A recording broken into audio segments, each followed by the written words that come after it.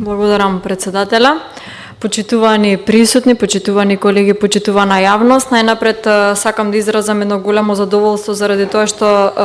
направивме исчекор да направиме јавна расправа по однос на законот кој што е пред нас, бидејќи е закон кој што е од општи интерес и е добро што најдуваме на консензус од сите политички партии, така што од оваа страна најдуваме на една големина да се сплотиме зона која што е навистина од суштински интерес за граѓаните, особено за оној дел од граѓаните кои што им е најпотребно можеби, но и во овој дел на државата во која што има можеби најмногу потребна интервенција во делот на сезонската работа. Морам да истакнам дека во самиот закон се наведени нели дејностите кои што се определени како дејности за сезонска работа. Благодарно за сите оние претходни говорници кои што ги дадоа своите забелешки. Ние во наредниот период имаме и време за интервенција согласно амандманите, се со цел да се подобри ова законско решение кое што е од интерес на сите граѓани и од страна која што очекувам да биде поддржано од сите колеги пратеници. Веќе дел од колегите истакна своји забелешки и своји видувања по однос на одредени категории на граѓани. Јас тука би сакала да се задржам повеќе и на младите, тука мислам на студентите, на средношколците, но и на сите останати млади, бидејќи законот се однесува и за вработени и за невработени лица, бидејќи на некој начин овие лица кои што се особено еве да речеме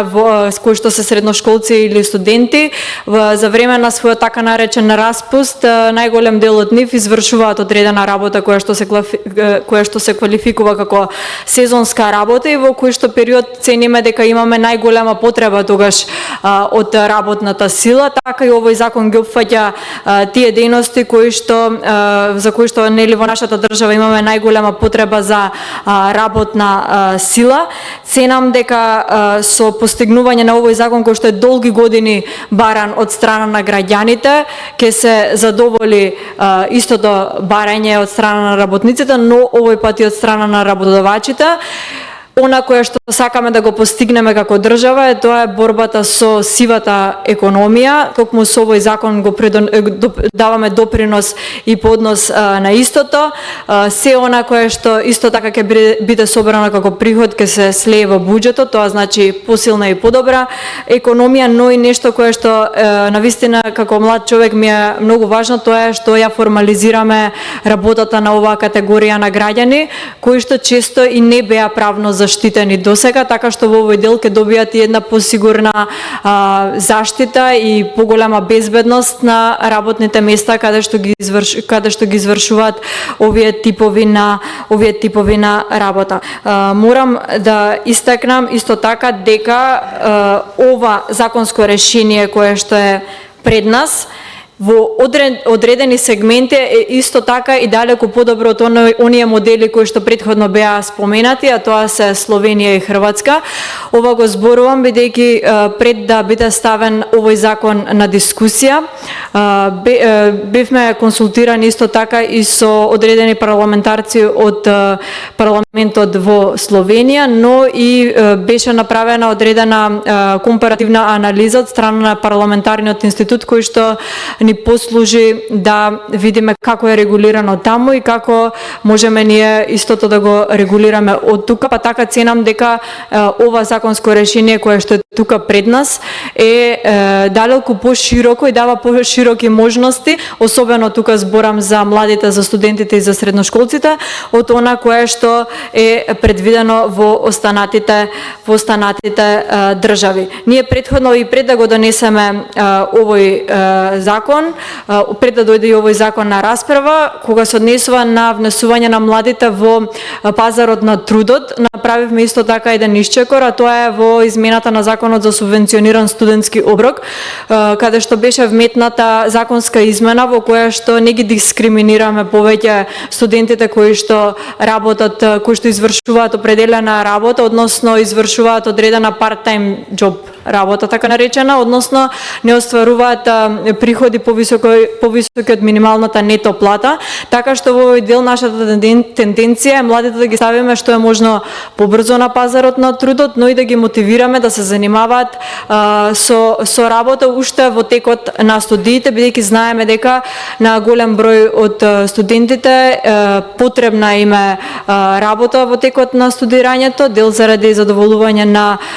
условите за живот, но јас тука како млад човек секој пат потенцирам дека е многу важно младите да ги мотивираме воопшто да бидат дел од пазарот на трудот уште во текот на студиите, бидејќи анкетите покажуваат дека пред запишување на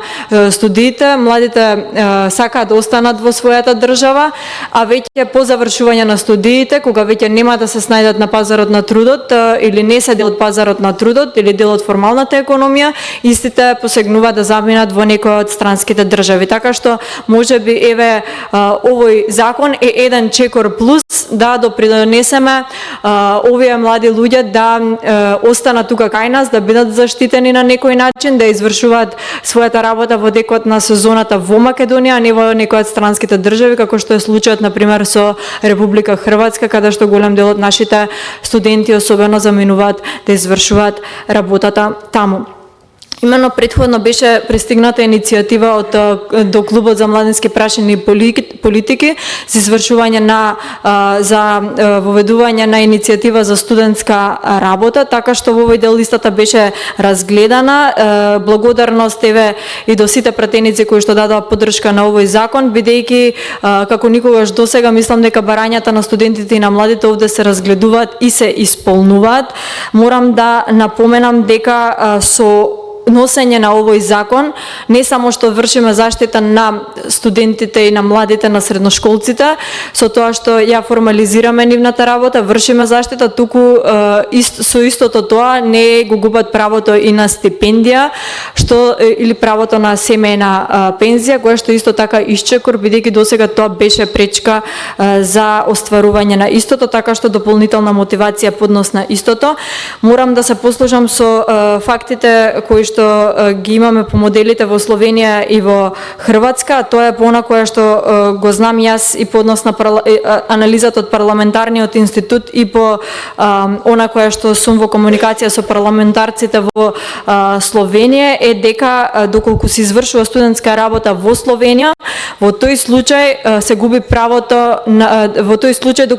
доколку извршува фултайм работа, односно 8 часа работа, во тој случај секако студентот го губи правото на редовен студент, што во овој случај не е така со нас. Дозволуваме во време на сезонската работа да извршуваат определена работа, но и законските пречки не постојат кај нас по однос на таа работа, по однос на она која што некои од говорниците го истакнаа, тоа е зошто не се служиме овде со модел на посредник. Лично сметам дека тоа представува еден бизнис модел во кој што ценам дека не треба да биде пример еден ваков тип на работа да биде послужена со поддршка еве на еден бизнис модел, бидејќи во случајот во Словенија, доколку постои посредник во помеѓу работодавачот и работникот, во секој случај студентот треба да си најде самиот работа и поднос на тоа да се јави во бирото и да поднос на тоа да се склучи договор помеѓу самиот работодавач и помеѓу посредникот. Ценам дека пазарот на работа овде е кај нас широк и дека не треба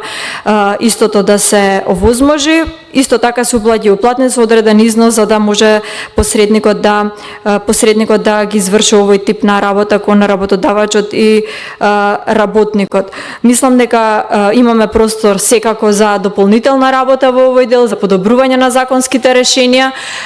Ценам дека треба да продолжиме така со слушање на јавноста, со слушање на барањата. Парламентот секогаш е добредојден за подобрување на законските решенија, така што еве нека биде овој закон еден чекор само поблиску за тоа што значи подобар животен стандард за сите граѓани, а тука мислам на сите оние кои што им е најпотребно. Ви благодарам.